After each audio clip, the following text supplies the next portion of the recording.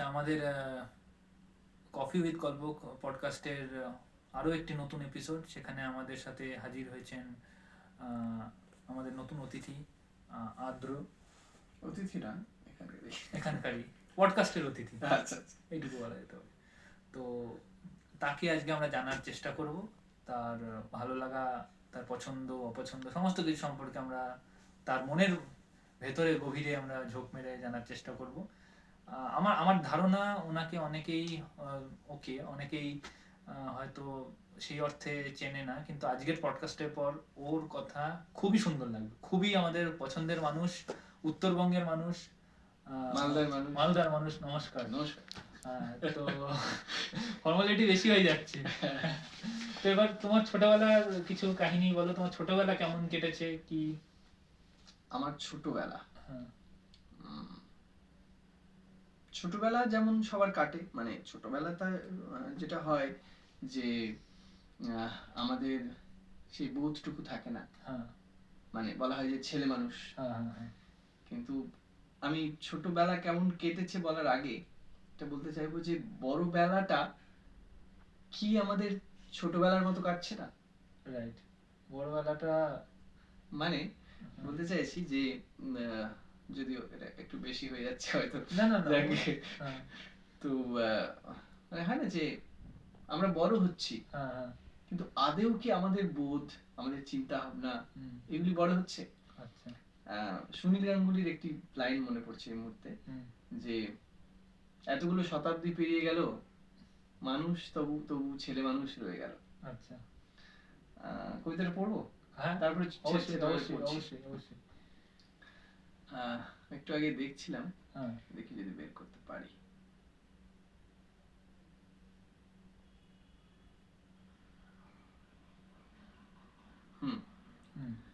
খুব ছোট্ট কবিতা, মানে কিছুই না, মানে আমরা আদেও কি ভাবছি যে আমরা কারা, আমরা কেন,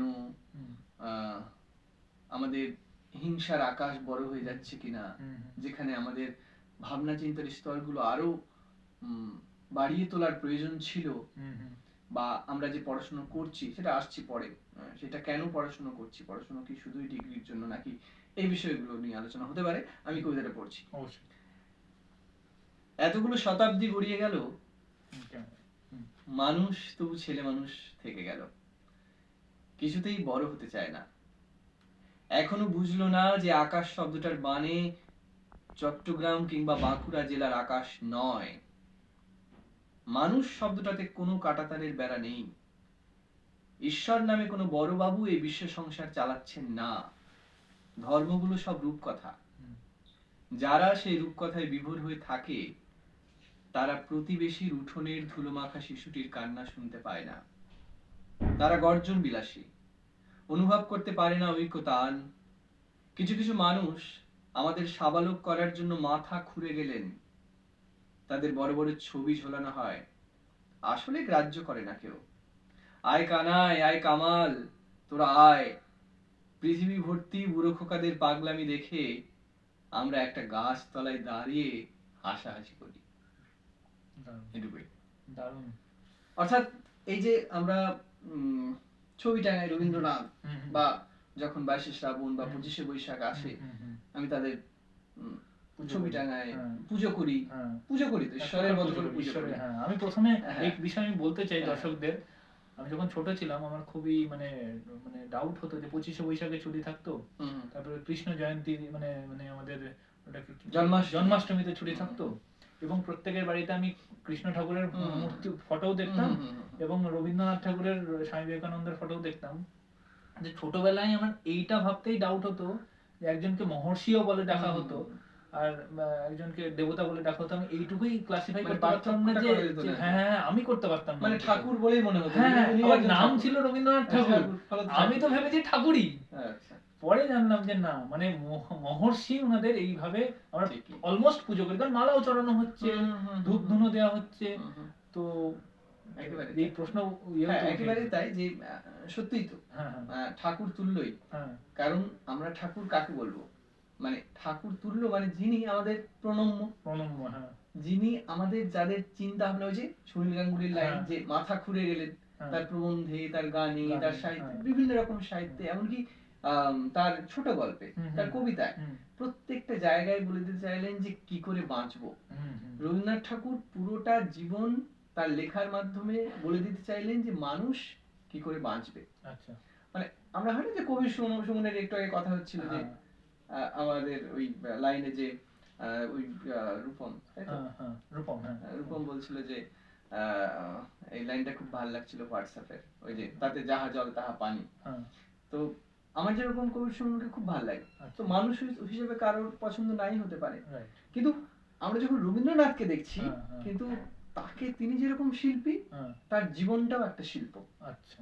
মানে তিনি শুধু লেখালেখির মাধ্যমেই তিনি কিন্তু যা করে দিয়েছেন সেটুকুই নয়, নয়, নয়।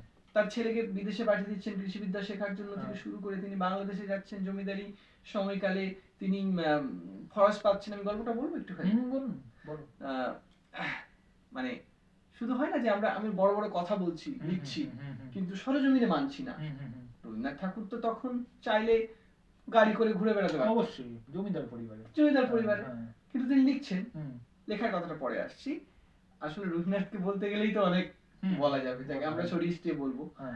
যেটা বলছিলাম যে একটা মানুষ তার বাবার আদেশ অমান্য করতে না পেরে বাংলাদেশে গেলেন জমিদারি করতে। সেখানে দেখলেন যে তার জন্য একটা বড় চেয়ার রাখা আছে, আর হয় না যে কিছু পারিষদ তাদের জন্য ছোট চেয়ার রাখা আছে, আর বাদ বাকি যারা প্রজা, যারা কৃষক, তাদের মাটিতে বসতে দেওয়ার ব্যবস্থা আছে। রবীন্দ্রনাথ গেলেন, দেখে অবাক হলেন এবং বললেন যে এই জিনিস তো চলতে পারে না, এবং তখন তিনি সরিয়ে দিতে বললেন চেয়ারগুলো। সেই পারিষদটা কিন্তু তখন বাধা দিল, কিন্তু তিনি সহজ সরল ছিলেন না, কিন্তু যেখানে প্রতিবাদ করার জায়গায় তিনি প্রতিবাদ করেছেন। তিনি স্ট্রিক্ট থেকেছেন যে না, আমি বসবো না, মানে এটা হতে পারে না। তার বিরুদ্ধে হয়তো তখন বলতে শুরু করলো, রবীন্দ্রনাথ ঠাকুরের বিরুদ্ধে, কিন্তু তিনি মানলেন না। তিনি শেষ পর্যন্ত এটাই করলেন যে একটা ফরস পাতা হলো, সকলে বসলেন, অর্থাৎ জমিদার বসলেন, পারিষদরা বসলেন, প্রজারা বসলেন, পাতা হলো, তারপর হলো মিটিং বা সভা। খুব সুন্দর। এটা কিন্তু আমার অজানা ছিল যে এটা কিন্তু খুব ছোট, কারণ আমার এই বিষয়ে একটা প্রশ্ন বলার রয়েছে। অনেকের মনে প্রশ্ন হচ্ছে কাজী নজরুল ইসলাম, উনি একজন বাংলাদেশের জাতীয় কবি এবং আমাদেরও পশ্চিমবঙ্গ, ভারতবর্ষে ছিলেন, বর্ধমানের সম্ভবত। তো কাজী নজরুল ইসলামকে জেল খাটতে হয়েছে, রবীন্দ্রনাথকে কখনো জেল খাটতে হয়নি। তো এটা অনেক কিছু ভাবায় যে উনি কি বিদ্রোহী, মানে ব্রিটিশ সরকারের এগেইনস্টে বিদ্রোহ আগুন কবিতার মাধ্যমে ছিটিয়েছিলেন বলেই কি, ছড়িয়েছিলেন কি না, হ্যাঁ, এই সন্দেহ, তার এটা কি তাকে ফল ভোগ করতে হয়েছে, যেটা রবীন্দ্রনাথ ঠাকুরকে, উনি একজন মহান কবি, কিন্তু তাকে কখনো জেলে যেতে হয়নি যতদূর আমার জানা। না, আমরা আমাদের মাপকাঠি কি শুধু ওটাই থাকবে? না, আমাদের তাহলে পড়াশোনার জগৎটা হয়তো কম, এটা জনগণের প্রশ্ন। হ্যাঁ, তা আমাদের বিষয়টা হচ্ছে যে তিনি তো নাইট উপাধি ত্যাগ করেছেন, এটা অজানা নয় কারণ, এটা অজানা নয়, হ্যাঁ, একদমই। তো তিনি তো পারতেনই যে নাইট উপাধি নিয়ে ঘুরে বেড়াচ্ছেন, তিনি তো সেটাতে গর্বিত অনুভব করেননি, তিনি তো সেটা ত্যাগ করেছেন। এট দ্য সেম টাইম যেই কথাটা বললা যে সকলে বসে মাটিতে বসে, এটা একটা বড় বিষয়, এটা ছোট্ট বিষয় কিন্তু অনেক বড় ইমপ্যাক্ট একেবারেই। এবং তার কাছে পরামর্শ নিতে আসতো সকলেই। সকলেই, আমরা গান্ধীজি থেকে শুরু করে সকলেই কিন্তু দেখেছি। একদম, সুভাষচন্দ্র বসু যখন অসুস্থ হয়েছিলেন উনি গেছিলেন একেবারেই। এবং রবীন্দ্রনাথ ঠাকুরকে গুরুদেব কে বলেছে? গুরুদেব বলেছেন মহাত্মা গান্ধী। এবং আমার এইটুকু আছে, এবং মহাত্মা কথাটা কে বলেছে? রবি ঠাকুর। ঠিক। এবং আমি রবীন্দ্রনাথ ঠাকুরের জোড়াসাঁকোর বাড়িতে গিয়ে জানতে পারি যে প্রবাবলি আচার্য জগদীশ চন্দ্র বসুর হবে, যখন হচ্ছে একটু গবেষণার অর্থের প্রয়োজন ছিল, সম্ভবত রবীন্দ্রনাথ ঠাকুর একটা বিরাট পরিমাণ অর্থ সাহায্য দিয়ে সেটাকে ইয়ে করেছিলেন। সেইটার কথাই যদি আসি, একটি মানুষ মানে জানলে ভালো লাগে বা অনেকে জানেও, যে আমরা যে বিশ্বভারতী দেখছি, সারা বিশ্বের যে চিন্তা ভাবনা তুমি বিশ্বভারতী দেখতে পাবে। নামটাই লক্ষ্য করো না, বিশ্ব, কখনো ভাবিনি কিন্তু বিশ্ব, সারা বিশ্ব, ভারত, ভারতী। আচ্ছা, বেশ সুন্দর। অর্থাৎ ভারতের বসুধৈব কুটুম্বকম, হ্যাঁ, অনেকটা ভারতের চিন্তা ভাবনা বিশ্বের চিন্তা ভাবনা মিলে যায়। আচ্ছা, কখনো তার জাতীয়তাবাদ এরকম ছিল না, গণ্ডিবদ্ধ ছিল না, একদমই। জাতীয়তাবাদ ব্যাপারটা কি, এখন থাকলে তো রবীন্দ্রনাথ ঠাকুরকে মানে অনেকে মানে দেখতে পারতো না, এরকম একটা ব্যাপার তৈরি হতো। তুমি ভাবো যে রবীন্দ্রনাথ ঠাকুর তিনি বিশ্বভারতী তৈরি করছেন, সারা বিশ্বের মেলবন্ধন ঘটাচ্ছেন এই শান্তিনিকেতনে। এবং সবচেয়ে বড় কথা যে আমরা কিভাবে ভাবি, আমাদের জাতীয়তাবাদ কি। আচ্ছা তুমি বলো যে তুমি ধরো মাকে ভালোবাসো, তার মানে কি আমার মাকে গালি দেওয়া? না, তা তো নয়। কিন্তু এখনকার জাতীয়তাবাদ তো তাই হচ্ছে। মানে কি যে পাকিস্তানকে তুমি যত গালি দেবে তত তুমি, বা বাংলাদেশকে যত গালি দেবে তত তুমি মানে ভারত সেবক হয়ে দাঁড়াবে। কিন্তু তাই কি মাপকাঠি হওয়া উচিত? একেবারেই না, তা তো নয়।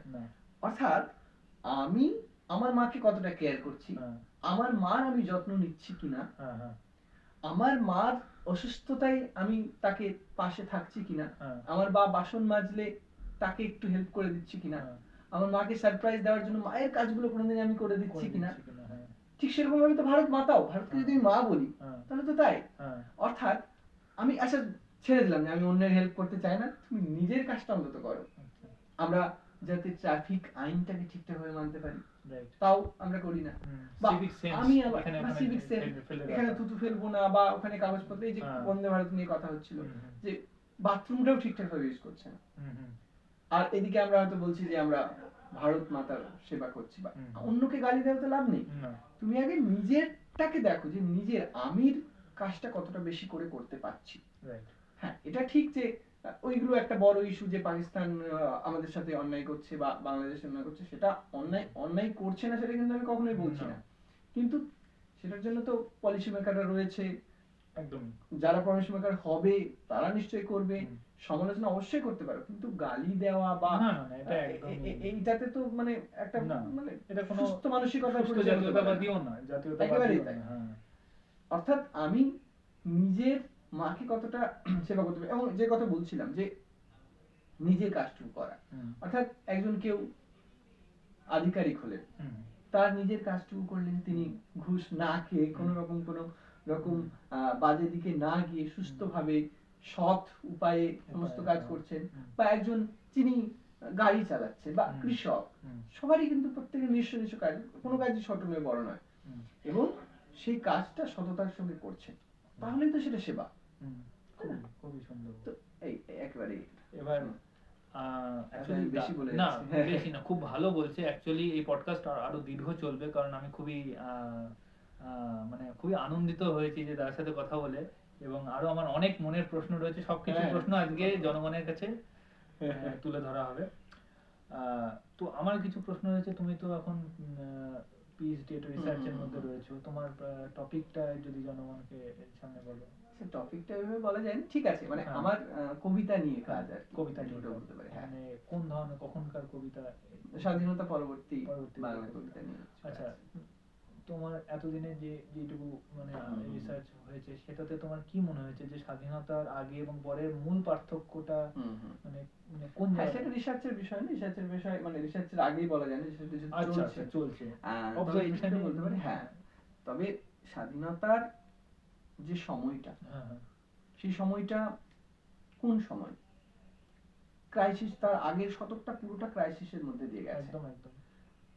আমরা জানি যে 42-এ ভারত ছাড়ো আন্দোলন হচ্ছে, তারপরেই তোমার মন্বন্তর হচ্ছে, দেশভাগ হচ্ছে, দেশভাগের ফলে আমরা জানি যে একটা বাংলাদেশ থেকে কিছু মানুষ মানে দেশ ছাড়া হচ্ছে বা পাকিস্তান থেকে আসতে হচ্ছে। হ্যাঁ, মানে তো এই যে বিষয়টা একটা অস্থিরতার সময়, যুদ্ধকালীন পরিস্থিতি থেকে শুরু করে সমস্তটা নিয়ে, তো সেই অস্থিরতার সময়ের যে কবিতা হবে, যেটা একটু আগে বলছিলাম, যে সেইটা তো কবিতার ভাষায় আসবেই, অর্থাৎ সাহিত্য তো দর্পণ, তারপরে তো ভাষাটা চেঞ্জ হয়ে যাচ্ছে, তারপরের যে ক্রাইসিস গুলো, অর্থাৎ দেশভাগের পরের যে ক্রাইসিস গুলো, তারপরে আস্তে আস্তে শুরু করলো সেটা 60-এর দশকে, 70-এর দশকে, আবার একটু চেঞ্জ হলো, বিভিন্ন রকম আন্দোলন হলো, আবার সেটা চেঞ্জ হয়ে 72-71 যখন আবার বাংলাদেশ ভাগ হয়ে গেল, মানে তখন আবার ওই আসলে ইতিহাস আর সাহিত্যের পার্থক্যটা হচ্ছে যে ইতিহাস তো একেবারে তোমার তথ্যানুকেন্দ্রিক,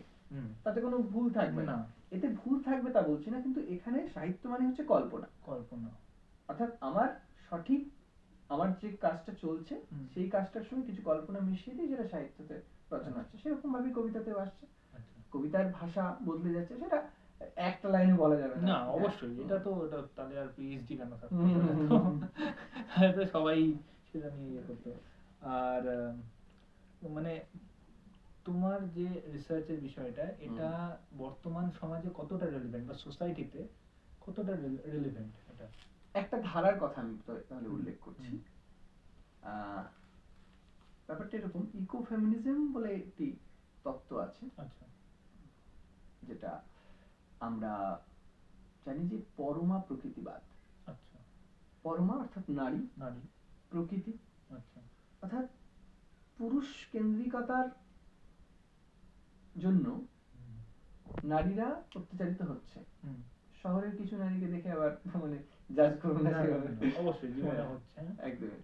তো সেইটা মানে বলতে চাইছি যে নারীরা যেভাবে অত্যাচারিত হচ্ছে সেইভাবেই প্রকৃতিও একইভাবে অত্যাচারিত হচ্ছে। আচ্ছা, এটাই ইকোফেমিনিজম। ওকে ওকে, মানে আমরা যেভাবে এনভায়রনমেন্টাল ডিগ্রেডেশন ঘটাচ্ছি, সমভাবে পুরুষের দ্বারা প্রকৃতি, মানে এই প্রকৃতি ওই বখাত্রের পরমা যেটাকে বলছেন, সেইটাও তারাও হচ্ছে অত্যাচারিত হয়ে আসছে, সেটাই পরমা প্রকৃতিবাদ। এবং জানলে হবে যে পুরুষের দ্বারা পুরুষরাও কিন্তু লাঞ্ছিত হতে পারে, পুরুষের দ্বারা পুরুষরা, হ্যাঁ হ্যাঁ, র্যাগিং হতে পারে, হ্যাঁ। এবং র্যাগিং শুধু না, মানে ধরো কয়লা খনিতে কাজ হচ্ছে, বা ঝাড়খণ্ডের একটি জায়গাতে, সেখানে দেখতে পাচ্ছি আমরা যে সেখানে গ্রামের পর গ্রাম উজাড় করে দেওয়া হচ্ছে কয়লা খনির জন্য। তো সেখানকার মানুষেরা রাষ্ট্রের দ্বারা হতে পারে বা প্রশাসনের দ্বারা হতে পারে অত্যাচারিত হচ্ছে। তো সেটা কোথাও যেন একটা পুরুষতান্ত্রিকতার ছায়াটা পড়ছে। এখানে আমার একটা ছোট্ট প্রশ্ন আছে, যে মানে আমাদের দ্বারা যেমন ভাবে এনভায়রনমেন্টাল ডিগ্রেডেশনের সাথে তুলনা করা হচ্ছে, তো সেই আমাদের ভেতরে তো পুরুষও আছে, নারীও আছে, মানে সেই নারীদের দ্বারাও তো এনভায়রনমেন্টাল ডিগ্রেডেশন হচ্ছে। তো সেটা কি এর ভেতরে কনসিডারেশন আছে? না না না না, সে ধরা যেতে পারে যে পুরুষতন্ত্রের একজন সদস্য। Okay, part of the patriarchal society। একেবারেই তাই।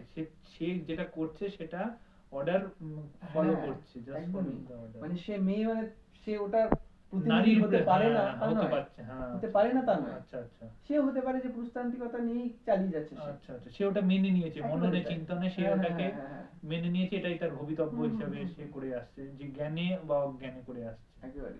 আচ্ছা, মানে এটা চ্যালেঞ্জ করা হচ্ছে অর্থোডক্স এবং হচ্ছে পুরুষতান্ত্রিক যে সোসাইটিটা রয়েছে সেটাকে চ্যালেঞ্জ করা হচ্ছে, না এটা খুবই ভালো কথা। আচ্ছা, ডিসকভারি তো এখনো হয়ে ওঠেনি, এটা তো তোমার রিসার্চের টপিক চলছে, তো মোস্ট এক্সাইটিং কোন জায়গাটা লেগেছে? যে একটা তো পুরো পরমা প্রকৃতিবাদের সম্পর্কে জানলাম, এর মধ্যে তোমার সব থেকে আর যা যা টপিক রয়েছে সব থেকে এক্সাইটিং কাজ করতে গিয়ে লেগেছে যে না এটা আমাকে খুব মানে বেশ কাজ করে মজা এলো, মানে এই কাজটা এটা জেনে মজা এলো, এরকম কিছু? মানে জেনে মানে কি, এটা তো প্রতিনিয়ত হবে, যে আরাবল্লী নিয়ে যে এই যে আরাবল্লী ধ্বংস হয়ে যাবে, এটা কে ধ্বংস করছে? মানুষ বা রাষ্ট্র, যাই বলো না কেন। সেই ক্ষেত্রে এইটাই হচ্ছে পুরুষতান্ত্রিকতা। এবং তুমি যখন এটাকে মেলাতে পারছো, সেটাই তোমার আনন্দ। এবং তুমি বর্তমানে ঘটতে দেখছো, যদিও এটা আনন্দের বিষয় নয়, কারণ কেউ অত্যাচারিত হবে সেটা আনন্দের বিষয় হতে পারে না। তো সেইখানে ক্ষতিগ্রস্ত হচ্ছে কারা? শুধু মহিলারা হবে তা তো নয়, সমগ্র মানুষ হবে। তো এই যে ব্যাপারটা, অর্থাৎ একটির সাথে একটা যখন মিলবে, ঘটবে। আর কবিতার ক্ষেত্রে মানে তুমি যদি আনন্দের কথাটা বলো, কবিতা পড়ার মধ্যে একটা আনন্দ আছে। যেমন ধরো জীবনানন্দ দাশের যদি আমি একটা কথা বলি, আমি অন্য টপিকে যাচ্ছি, যে ধরো তুমি একটা কবিতা পড়লে, আমি ছোটবেলায় যেরকম জীবনানন্দ পড়েছি, ভাবছি এটা প্রকৃতির কবিতা। তারপরে যখন জীবনানন্দের বনলতা সেনের কথা বলছি, যখন পড়লাম অন্যরকম লাগলো, এখন যখন পড়ি অন্যরকম লাগলো করতে পারি। হ্যাঁ অবশ্যই। এবার হচ্ছে তোমার প্রিয় কবিতার মধ্যে কি কোন কবিতা তোমার খুব খুব পছন্দ, যে এই কবিতাটা আমার যেমন কিছু সুকুমার রায়ের কবিতা পছন্দের আছে, তো সেরকম তোমার পছন্দের কোনো? পছন্দের কবিতা আসলে তালিকা অনেক বড়। বনলতা সেনের কথা উঠলো, বনলতা সেন, হ্যাঁ দু লাইন কিছু একটু শুনিয়ে দাও। বনলতা সেন শোনাতে পারি? হ্যাঁ অবশ্যই, মানে পাঠ করা, অবশ্যই অবশ্যই, সার্চ করতে হবে।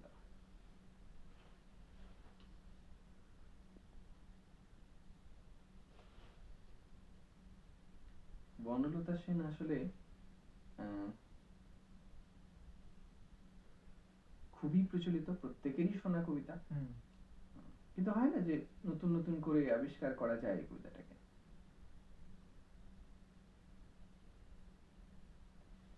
পড়ছি। হাজার বছর ধরে আমি পথ হাঁটিতেছি পৃথিবীর পথে, সিংহল সমুদ্র থেকে নিশীথের অন্ধকারে মালয় সাগরে অনেক ঘুরেছি আমি, বিম্বিসার অশোকের ধূসর জগতে সেখানে ছিলাম আমি।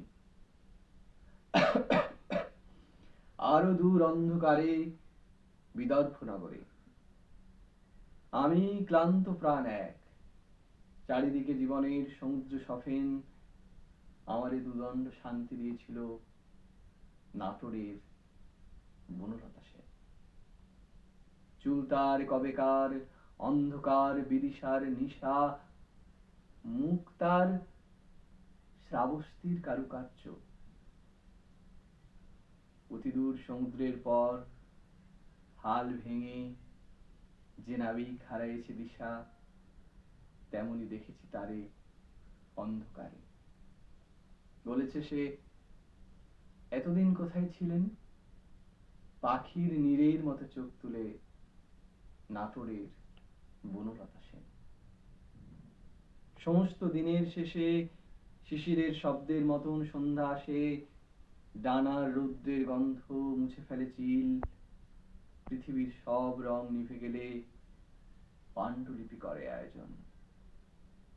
তখন গল্পের তরে জোনাকির রঙে ঝিলমিল, সব পাখি ঘরে আসে, সব নদী ফুরায় এ জীবনের সব লেনদেন, থাকে শুধু অন্ধকার, মুখোমুখি বসিবার বনলতা সেন। বাহ, দারুণ, মানে সত্যি এত সুন্দর পাঠ করলো কবিতাটা, মনে হচ্ছে যেন ঘন্টার পর ঘন্টা শুনি। অসাধারণ অসাধারণ কবিতা পাঠ করলে, তোমার কবিতা পাঠের স্কিল খুবই সুন্দর। এরকম কবিতা মানে আমি আরো শুনতে চাইবো। মানে একটা হয় কি যে কবিতা পড়ছি, ঠিক আছে, কবি তো লিখেছেন, ভেবে চিন্তেই লিখেছেন, কিন্তু আরেকজন হয় যে যে মানে ওরেটার, যে মানে পড়ছে, ওটাকে পাঠ করছে, এতটা সুন্দর করে পাঠ করেছে না, ওর ভেতরে ঢুকিয়ে যাওয়া, মানে কবিতার ভেতরে আমাদের নিয়ে চলে যাওয়া। কিছুক্ষণের জন্য আমি হারিয়ে গেছিলাম। আচ্ছা, থ্যাংক ইউ। ততটাই হয়নি, ঠিক আছে, খুব সুন্দর, খুব সুন্দর হয়েছে। এই যে কাজ, রিসার্চ রিলেটেড কাজে বিগেস্ট চ্যালেঞ্জ কি? এখানে কি ফাইন্যান্স চ্যালেঞ্জ হয়ে যায়, মানে মানে প্রতিবন্ধকতা কি আসছে, যে মানে সেটা, কারণ পরবর্তী প্রজন্মে আমরা সরকারকেও বা কোনোভাবে এটা নিয়ে আমরা মতাদর্শ দিতে পারবো। আসলে যে কোনো বিষয় রিসার্চের ক্ষেত্রে যে বিষয়টা হচ্ছে যে অবশ্যই অর্থের তো একটা ব্যাপার রয়েছে। এই যে আমি আজকেই বইমেলা থেকে এলাম, সেখানে একটা বড় অঙ্কের টাকা তো লাগে, অর্থের বিষয়টা আছে। এবং প্রতিবন্ধকতা বলতে যে রিসার্চের ক্ষেত্রে, যে কোনো রিসার্চের ক্ষেত্রেই আমাদের যদি কাঠামোগত উন্নয়ন কে জোর দিই, রাষ্ট্রের দিক থেকে জোর দেওয়া হয়, তাহলে তো একটা দেশের আরো উন্নতি হবে, এ নিয়ে কোনো সন্দেহ নেই। কারণ রিসার্চই একমাত্র পন্থা যেটা নতুন জিনিসকে নিয়ে আসবে, একদম, এছাড়া তো হতে পারে না। মানে রিসার্চ নেই মানে সায়েন্স নেই। এবং শুধু সায়েন্স নয়, যে কোনো নতুন জিনিসকে আমরা, নতুন চিন্তা, নতুন ভাবনা, নতুন কিছু আবিষ্কার, যা কিছু নতুন, অর্থাৎ নতুন যা কিছু আপগ্রেড করার জন্য, সেটা তো আমাদের অবশ্যই রিসার্চ দরকার। যে দেশ যত উন্নত, তার আর&ডি ফ্যাসিলিটি তত বেশি ইনভেস্ট। তুমি এক্ষুনি দেখলে দেখতে পাবে যে যে দেশ, তুমি যে কথাটা বললে, যে দেশ যত বেশি রিসার্চ করবে তত সেই দেশ এগোবে, উন্নত হবে, এ নিয়ে কোনো সন্দেহ নেই। তো আমার জিডিপির যত % বেশি আমি রিসার্চে দেব, তাহলে তত উন্নত হবে, এ নিয়ে কোনো দ্বিমত হওয়ার কথাই না। ভারতবর্ষের মতো দেশে বর্তমানে যেহেতু অনেক কিছু মধ্য দিয়ে আমরা চলছি, সেক্ষেত্রে আর&ডি ফান্ডিংটা বাড়ানোর জন্য এটা আমরা একটা অবশ্যই বাড়ানো উচিত। হ্যাঁ, মানে খুবই কম শিক্ষাক্ষেত্রে, শিক্ষাক্ষেত্রে এবং বিশেষত রিসার্চের ক্ষেত্রে মানে একটু ঘাটাঘাটি করলে দেখবো যে খুবই কম সেই অনুপাতে। সে তো সত্যি তাই, এটা নিয়ে আমাদের থাকবে।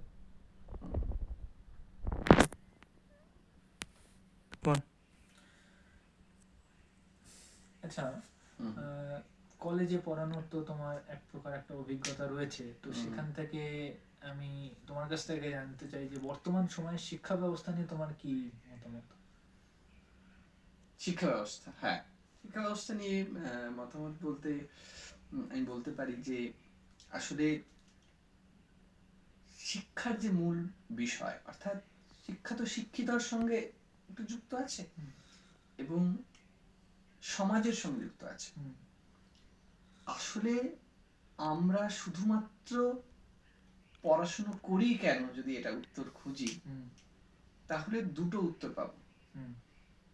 একটা হচ্ছে পরের ক্লাসে যাওয়ার জন্য, অর্থাৎ ডিগ্রির জন্য। একদম, আমি যে কোনো ডিগ্রি, মাস্টার্স ডিগ্রি, গ্রাজুয়েশন, বা যে কোনো, আমি ডিগ্রিটা চাই। বাড়িতে বকুনি না খেতে। হ্যাঁ, এবং ডিগ্রিটা চাই, শুধু বকুনি না, বকুনি ছাড়া আমাকে ডিগ্রিটা করতে হবে। কারণ ডিগ্রিটা কেন লাগবে? নেসেসিটি, জব পাওয়ার জন্য, জব পাওয়ার জন্য, অর্থ উপার্জনের জন্য। অর্থ উপার্জনের জন্য। দেখো, প্রথমেই বলে রাখি যে অর্থ উপার্জন অস্বীকার নয়, অস্বীকার করা যায় না, অর্থ লাগবেই। কিন্তু শিক্ষিত হওয়াটা কি অর্থ উপার্জনের জন্য? না, অর্থাৎ শিক্ষা হচ্ছে শিক্ষিত হওয়ার জন্য বিষয় একটি। তো সেই ক্ষেত্রে কিন্তু আমরা দেখতে পাই যে আমরা পাঠ্য বইয়ে পড়ি যা কিছু, সেটা শুধুমাত্র পরের ক্লাসে উত্তীর্ণ হওয়ার জন্য এবং চাকরি পাওয়ার জন্য। এছাড়া খুব কম পড়াশোনা করি আমরা, এবং তারপর যেটুকু বেঁচে থাকে, তারপরে যখন আমরা পড়ি সেটা পড়াশোনা হয়। তো কথা হচ্ছে, আমার এই মুহূর্তে একটা প্রবন্ধের কথা উল্লেখ করব। ভালো মানে লাইন বলে ফেললে। মানে আমার ছোটবেলা মনে আছে আমি শুধু খেলাধুলা পছন্দ করতাম, তো হার্ডলি আমার পাঠ্যপুস্তকটার যে কটা কবিতা আছে শেষ হতো, তাও যেটা সিলেবাসে রয়েছে শুধু সেই কটাই শেষ হতো। যে কথাটা বললো, খুব ছোট্ট কথা, খুব সুন্দর। পড়াশোনা তখন থেকে শুরু হয় যখন পাঠ্যপুস্তকের সূচি কমপ্লিট হয়ে যাওয়ার পর যেটা তুমি পড়ছো সেখান থেকে পড়াশোনা শুরু হয়। সেই বলতে গেলে আমার ছোটবেলার পড়াশোনা জিরো, আমার জিরো। কিন্তু আমি একটা জিনিস করেছি, আমি ছোটবেলায় যেটা পড়তাম, নম্বর যাই পেয়ে থাকি না কেন, ওটা আমি নিজের ভেতরে মানে বাস্তবায়ন করার চেষ্টা করতাম। এই কারণে আমি এই জিনিসটা আমি করেছি। আমি হয়তো অল্প পড়েছি, কিন্তু আমি ওটা বাস্তবায়ন করার চেষ্টা করেছি। একেবারেই যে কথা বলছিলাম, যে প্রবন্ধের কথা আমার মনে পড়ছে এই মুহূর্তে, যে সত্য অসত্য প্রবন্ধ আছে। আমরা আচার্য প্রফুল্লচন্দ্র রায়কে চিনি, তার একটি প্রবন্ধ আছে সত্য অসত্য, খুব রিলেট করতে পারবে সবাই। যে তিনি ওই প্রবন্ধে বলছেন যে তিনি প্রফেসর ছিলেন, কলেজে পড়াতেন বিজ্ঞানের পাশাপাশি আর কি, বেঙ্গল কেমিক্যাল পাশে। তো তিনি বলছেন যে আমি তাদের পড়ালাম যে সূর্যগ্রহণ এবং চন্দ্রগ্রহণ কেন হয়, তারা বুঝলো এবং তারা লিখলো সেটা পরীক্ষায়, তারা পাশ করলো। কিন্তু যখন সত্যিকারের চন্দ্রগ্রহণ ও সূর্যগ্রহণ হলো, তারা ঢোল করতাল নিয়ে বেরিয়ে পড়লো। তার মানে সে বোঝেনি, সে মুখস্থ করেছে, বা বুঝলেও সেইটা যে সমাজের কাজে বা বাস্তব চেতনার জন্য সেই জিনিসটা পড়ানো হচ্ছে, এইটা বোধের মধ্যে। এটা কি শিক্ষা ব্যবস্থার একটা ব্যর্থতা নয়? এইটাই শিক্ষা ব্যবস্থার ত্রুটি। যে তার মানে, এবং আমাদের যারা শিক্ষকেরা আছেন, তারা সব শিক্ষকের কথা বলছি না, তারা কি পড়ান যে এইটা ভালো করে পড়, পরীক্ষায় আসবে, রাইট, এটা ভালো করে পড়, পরীক্ষায় আসবে, জীবনে আসবে, কখনো বলেন না জীবনে কাজে লাগবে, কালকে এরকম চন্দ্রগ্রহণ হবে, তো এই জিনিসটা করিস না। একদম এইটাই বলছি। তাহলে আমাদের শিক্ষকদের দায়িত্ব থাকছে কিন্তু এটা। বেশিরভাগ শিক্ষক মহাশয়রা যেটা করেন যে পরীক্ষার জন্য প্রিপেয়ার করেন, যে পরীক্ষায় কিন্তু আসবে, এটা ভালো করে পড়, কিন্তু কখনো বলেন না যে এটা কিন্তু তোর শুধু পরীক্ষার জন্য না, একটু রিমাইন্ডার দিয়ে দেওয়া যে সেটা শুধু পরীক্ষার জন্য নয় রে বাবা, এটা কিন্তু তোর জীবনের কাজে লাগবে, সমাজকে সাজাতে, নিজের জীবনকে সাজাতে এটা কাজে লাগবে। এই যে তুই শিখে গেলি, এটা যদি তোর বাড়িতে বা কোথাও ঘটে, সেটা তখনই তোর দায়িত্ব রইলো এবার সেটাকে বন্ধ করা। এবার তুমি ভাবনা, এই কথাটাই বলতে চাইছি যে আমাদের যে শিক্ষা ব্যবস্থায় এইটা শেখানো হচ্ছে না সেই অর্থে। কোনো কোনো টিচার নিরলস ভাবে করে যাচ্ছে নিশ্চয়ই, কিন্তু আমি বলছি সমগ্র ব্যাপারটা। তাহলে সেই কবে বলে গেছেন, মানে আমি প্রফুল্লচন্দ্র রায়ের কথা বলছি, আজও কি সেই সমস্যার সমাধান হয়েছে? তুমি দেখো না, আজও সূর্যগ্রহণ এবং চন্দ্রগ্রহণ হলে আমরা কি দেখতে পাই? খাস না কিন্তু মানে এরকম একটা ব্যাপার। Right, একদমই তাই। তার আবার কুযুক্তিগুলো কিছু চলে আসে যে রশ্মি আসছে অনেক হ্যাঁ। রকম, এই উল্টোপাল্টা রশ্মি আসছে, এরকম হুম। উল্টোপাল্টা তথ্য দিয়েও হুম। ভর দেওয়ার চেষ্টা করা হয়। হুম। আমি বলতে চাইছি তাহলে শিক্ষার মানটা কোথায় গিয়ে নামছে? হুম। এবং একই অর্থে বলবো হুম। যে ধরো তুমি পণ প্রথা, একজন হুম। সে চাকরি পেল, হুম। সে বড় আধিকারিক হলো, হুম। তারপর সে পণ নিচ্ছে। হুম। সে হৈমন্তী গল্পটা হয়তো পড়ে এসছে রবি ঠাকুরের, আচ্ছা। সেখানে পণ প্রথা নিয়ে হয়তো সে নোট লিখেছে, হুম। হুম। সে পরীক্ষায় উত্তীর্ণ হয়েছে, হুম। কিন্তু সে যখন বিয়ে করতে যাচ্ছে, না আসলে আমি তো আধিকারিক হয়েছি, হুম। আমাকে পণ দিতে হবে এবার। হ্যাঁ। মানে বুঝতে পারছো তো? বুঝতে তার পারছি। মানে কি, মানে ওটা শুধু ওইটুকুর জন্যই, বা Limited. এখানে যারা আমরা আছি বা হুম। অন্যান্য জায়গাতেও বলছি, সমস্ত ক্ষেত্রে যারা আধিকারিক হচ্ছেন হুম। তারা কম পড়াশোনা করছেন, রাতের পর রাত জেগে, কি হুম। কঠোর পরিশ্রম। অনেকেই সততার সঙ্গে থাকছেন, হুম। কিন্তু আমাদের সেই স্বপ্নের ভারত হুম। সেই দিন দেখতে পাবো হুম। যেদিন কিচ্ছু না, হুম। শুধুমাত্র যেটুকু পড়াশোনার মধ্যে আমরা পাচ্ছি, হুম। সেই পড়াশোনাটাকে যদি আমরা কিচ্ছু না, জাস্ট যেটুকু এথিক্স পড়ছি আমরা, হুম। যেটুকু আহ, আমাদের ছোটবেলা থেকে যেটুকু পড়ে আসছি, হুম। রবীন্দ্রনাথ ঠাকুরের কবিতা হোক বা আমাদের ভূগোলে যা হচ্ছে, যেটুকু করছি, জাস্ট আমরা যাতে কাজে লাগাই, আমাদের কাজের সময় যাতে সেটা মাথায় থাকে। হুম। ধুর, চাকরি পাওয়ার পর তখন কি বলেন, ভাই পারি না ভাই, আসলে বাস্তবের জগৎ অনেক আলাদা ভাই। হুম। এইগুলো কেন বলা হয়? এটা বলা হয় কারণ ওটাকে এড়িয়ে যাওয়ার জন্য। Right. বাস্তবের জগৎ আলাদা, এ নিয়ে কোনো সন্দেহ নেই। হুম। আলাদা কেন? কারণ সম্মিলিত প্রয়াস হচ্ছে না বলে। হুম। বা আরেকটা প্রশ্ন আসে আধিকারিকদের ক্ষেত্রে বলছি, যে আসলে কি জানো তো, একা কি করতে পারবি হ্যাঁ, বল, একা কি সিস্টেমের সাথে লড়াই করা কি সিস্টেমের সম্ভব? সাথে একা লড়াই করতে কি পারবি বল। হ্যাঁ। এবার দেখো, সৎভাবে চলা সত্যি কঠিন, এই নিয়ে কোনো সন্দেহ নেই, না। কিন্তু তুমি যদি ওই কঠিন পদক্ষেপ না নিতে পারো, হ্যাঁ। তাহলে স্বপ্নের ভারত তোমার দেখার বিষয় নয়। তাহলে তুমিও সেই সেই মানে কি বলবো, ভেড়ার দলেই নাম লেখালে। হ্যাঁ। তাহলে শুধুমাত্র ওই চাকরি করার জন্য তুমি চাকরি করছো, হুম। তুমি কাজটাকে ভালোবেসে বা ওই যে ভারত মাতা, হুম। ভারতকে ভালোবেসে, দেশকে ভালোবেসে, হুম। নিজের সমাজকে ভালোবেসে তুমি হুম। কাজ করছো না। এবং শুধু আধিকারিক নয়, সমস্ত ক্ষেত্রেই। অর্থাৎ আমি যে পড়াশোনাটা করছি সেটা আমার নিজের জীবনে কাজে লাগাচ্ছি না কেন? আচ্ছা। এই আর কি। এটা খুব সুন্দর আলোচনা হলো। এবার এখান থেকে বলতে চাই যে পড়াশোনা এবং শিক্ষা রিলেটেডই, প্রকৃত শিক্ষা রিলেটেড। ধরো তুমি কালকে একটা ইন্টারভিউ দিতে গেলে কোথাও, যাওয়ার সময় একটা কালো বিড়াল ক্রস করে গেল তোমার সামনে দিয়ে, তুমি কি দাঁড়াবে, অপেক্ষা করবে আর একজন ক্রস করে যাওয়ার? যদিও সেটাও একদিক থেকে অনাচার, কারণ মানে যদি সেটা বিশ্বাসও করে থাকো, সেটাও একদিক দিয়ে ভুল, কারণ তুমি চাইছো যে বিপদটা অন্যের উপর পাস অন হয়ে যাক, ঠিক কি না? আর যদি তুমি এটা যদি বিশ্বাস করে থাকো, আর বিশ্বাস করো কিনা এটা তো প্রথম বিষয়। কি বলবে কুসংস্কার নিয়ে, কি বলবে? এতক্ষণ কথা বলার পর নিশ্চয়ই এটুকু হ্যাঁ, বোঝা তো গেছে। হ্যাঁ, একদমই আমি 180 ডিগ্রি থ্রো করলাম, উল্টোটা থ্রো করলাম। তোমার মতলব, বাট এরকমও না তো যে পুঁথিগত শিক্ষা আমাদের ভেতরেও এতটা আঁকড়ে বসেছে যে আমরা বলছি কিন্তু হয়তো করতে গিয়ে আটকে যাচ্ছে, ভয় আসছে। আমি সেটাই বলছি যে আমরা যা শিখছি সেটাকে কাজে লাগাচ্ছি না, মানে শুধু পুঁথি নয়, মানে বাস্তব অভিজ্ঞতা। পুঁথির কিছু দরকার নেই। আরে ভাই, তুমি যদি মানে একটু ভাবো যে একটি বিড়াল, কালো হোক, সাদা হোক, হলুদ হোক, যাই হোক না কেন, তুমি চলছো 60-এ, আর তারপরে বিড়ালটি আসলো 60 থেকে যদি তুমি হঠাৎ ব্রেক করো, তোমার পরে আবার 60-এরই কেউ থাকতে পারে, মেরে দিতে পারে। অর্থাৎ তুমি যদি ব্রেক করো তাতে পর্যন্ত তোমার ক্ষতি, হঠাৎ করে তুমি ব্রেক করলে, এটা তো স্বাভাবিক বিষয়, এটা তো ছিল দরকার নেই। তাহলে এইটা তো খুবই স্বাভাবিক প্রশ্ন, এবং মানে বলতে চাইছি স্বাভাবিক বিষয় যে এই কুসংস্কার গুলো হয়তো আমরা কিছুটা মানি না, বা কেউ কেউ মানি, এটা তো নির্মূল করতেই হবে এই কুসংস্কার, তাহলে নিজেরই ক্ষতি। এছাড়াও আরো বড় বড় কুসংস্কার রয়েছে যেগুলো আমরা পেরে উঠছি না, এবং আমরা মনে করি যে ঠিক আছে, করি কি হবে, বিশ্বাসে আঘাত দেব। আচ্ছা, আমার মায়ের বিশ্বাস যে ছিল আর কি, রক্ত দিচ্ছ, রক্ত দিলে যদি কমে যায়। রক্ত কমে যায় কি হবে? এবার আমি গেলাম, হুম। রক্তদান করে এলাম। তখন হুম। বললাম যে মাকে যে আমি রক্তদান করে এসেছি, প্রথমবার যখন রক্তদান হুম।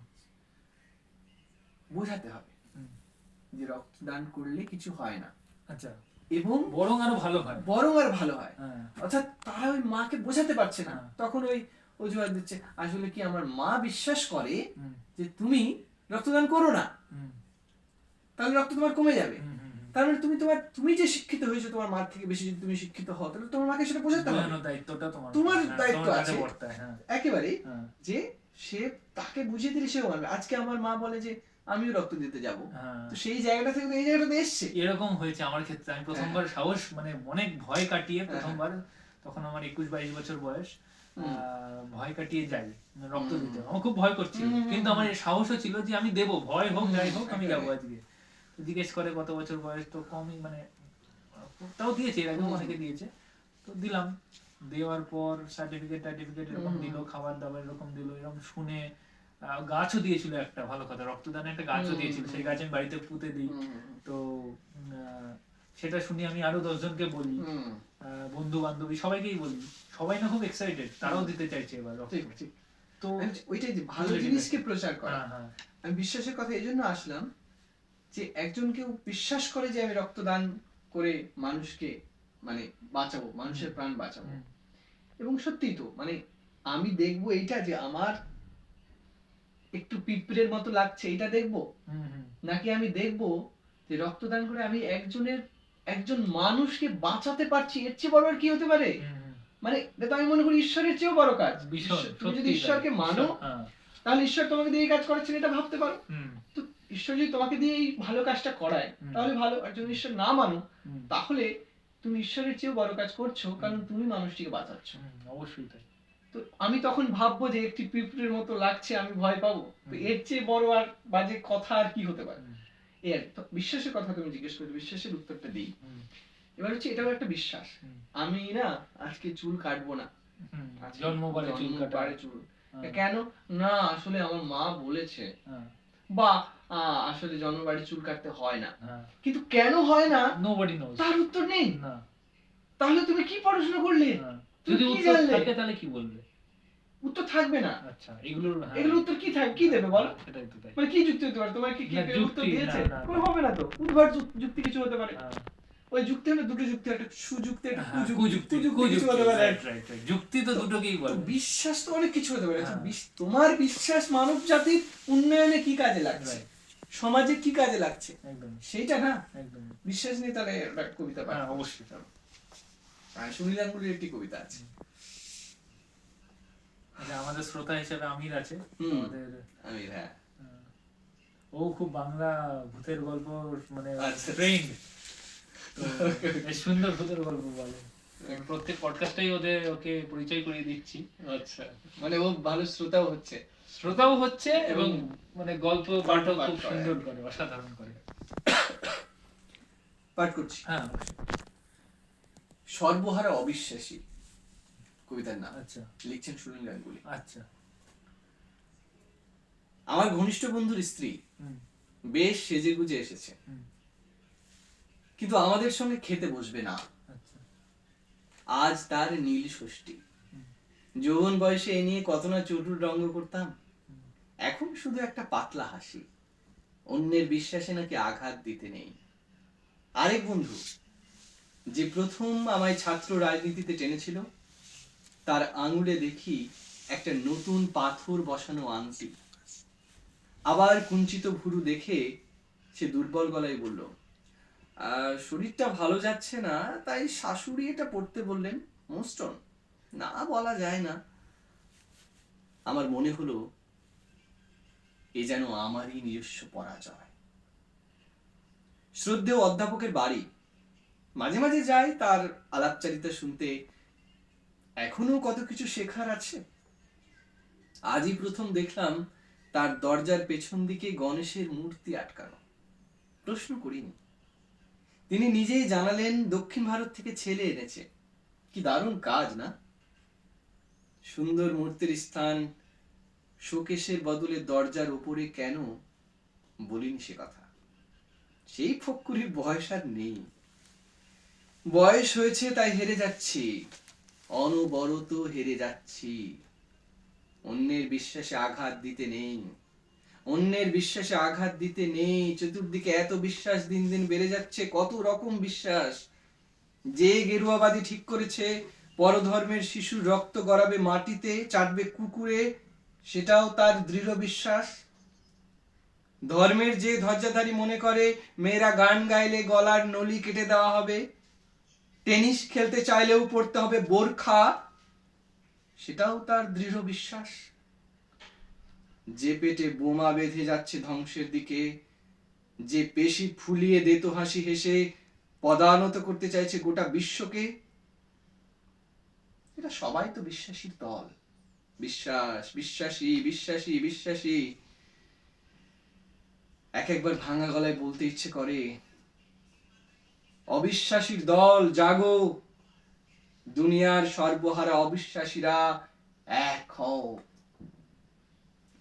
খুব সুন্দর, অসাধারণ, অসাধারণ। কখনো কখনো নিজেকেও লাগে যে বিশ্বাস করতে করতে একবার অবিশ্বাসী হয়েই দেখতে চাই। মানে এই কবিতাটা পড়ে মানে সাপোর্ট পেয়ে গেলাম যে না সত্যি অবিশ্বাস, মানে কেউ বলছে যে অ্যাপিল করছে টু দা অবিশ্বাসীদের যে তোমরা জেগে ওঠো। এবং সত্যিই তাই, তুমি অবিশ্বাস করলে তুমি সত্যের মুখোমুখি যাবে, হ্যাঁ, তুমি সত্যটাকে সন্ধান করে। এই যে রিসার্চ, মেনে নেওয়া, রিসার্চটা না কি? মানা। রিসার্চটা কি? হ্যাঁ, অবিশ্বাস করা যে না হতে পারে না। হ্যাঁ, তার জন্য কি করবে তুমি? হ্যাঁ, তুমি খুঁজবে, প্রশ্ন উত্তর খোঁজা, প্রশ্ন উত্তর খোঁজা, একেবারে খুঁজবে। হ্যাঁ, রিসার্চ, রিসার্চ, পুনরায় গবেষণা, হ্যাঁ, গো এসো না, হ্যাঁ, মানে ওই গরুকে খোঁজার মতো ব্যাপার। গরু খোঁজা। আচ্ছা তুমি পুনরায় সন্ধান করবে, হুম। সেটাই তো। আচ্ছা কোনো কিছুকে সত্য না মেনে নিয়ে হুম, সেটাকে তুমি প্রশ্ন করো, হুম, উত্তর খোঁজো, হুম, তবেই তো তুমি সত্যের মুখোমুখি। তুমি যদি সত্যের মুখোমুখি না দাঁড়াতে চাও, হুম। তাহলে তুমি বলবে যে না না ঠিক আছে, বুধবারে চুল কাটতে হয় না, বা ওই আর কি জন্মবারে চুল কাটবো না। হুম। তো এই আর কি কুসংস্কার নিয়ে এটুকুই বলার যে কিচ্ছু না, হুম। শুধু কেন একটি মাত্র প্রশ্ন কর। হুম। কাউকে বিশ্বাস রাজা করা তোমার দরকার লুঙ্গি নেই। কোথায়? একেবারে লুঙ্গি নয়, কাপড়। ওই আর কি। আসলে আমার বাংলার অবস্থা তো একটু ক্ষমা করে দেবেন। ঠিক আছে। রাজা তোমার কাপড় কোথায়? এই রাজা প্রশ্নটা তোর কাপড় কোথায়? ওহ, একেবারে মানে প্রশ্ন করা। আসলে ঠিক আছে, লুঙ্গি কোথায় বা অন্য কিছু কোথায়, যেটুকুই হোক। আমি বলতে চাইছি যে তুমি একেবারে ঠিকই কথা বলেছো যে প্রশ্ন না করলে সত্যের কাছে যেতে পারবো না। যে কোনো কথা, আমাকেও কাউকেই বিশ্বাস করার দরকার নেই। তুমি তার কথা ভাবো, ভেবে তুমি ঠিক করো। বোধটাকে জাগ্রত করতে হবে, কোনটা ঠিক কোনটা ভুল বোঝার জন্য। আমার এই বিষয়ে একটা প্রশ্ন মানে বলার রয়েছে যে এটা অ্যাকচুয়ালি এখানকার অনেকেই জানে না, যারা চাকদা রামলাল একাডেমিতে পড়তো আমাদের ব্যাচের। বাংলায় আমাদের শিক্ষক ছিলেন কেডি স্যার, মানে কৌশিক দেবনাথ স্যার, উনি নবদ্বীপের। তো উনি আমাকে নিয়ে খুবই ঠাট্টা মজা করতেন, এই ওই সেই। কিন্তু এখন মনে হচ্ছে উনি ঠিকই করতেন, কারণ আমি যদি পরীক্ষায় রাজা তোমার লুঙ্গি কোথায় লিখি তো সেটা তুমি মজা করেই বলেছো। না মজা না, এটাকে মজা ভাববেন না, এটা আমি এরকমই লিখে ফেলতাম, তাই জন্য আমার নম্বরে খুব যাই হোক। ঠিক আছে, উনি খুব বললেও মানে অর্থের কোনো ভাবটা ঠিকই আছে, ভাবটা ঠিকই আছে। আমার ওটাই ইয়ে ছিল। ওই রাজা হয়তো লুঙ্গি পরতো, ওই দিন হয়তো ছিল না লুঙ্গিটা, ওই জন্য জিজ্ঞেস করেছে লুঙ্গি কোথায়, হতে পারে। আচ্ছা, প্রেম তো জীবনের একটা অবিচ্ছেদ্য অংশ। প্রেম জীবনে অবশ্যই। হ্যাঁ, তো তোমার জীবনে এরকম বসন্ত কিছু অভিজ্ঞতা?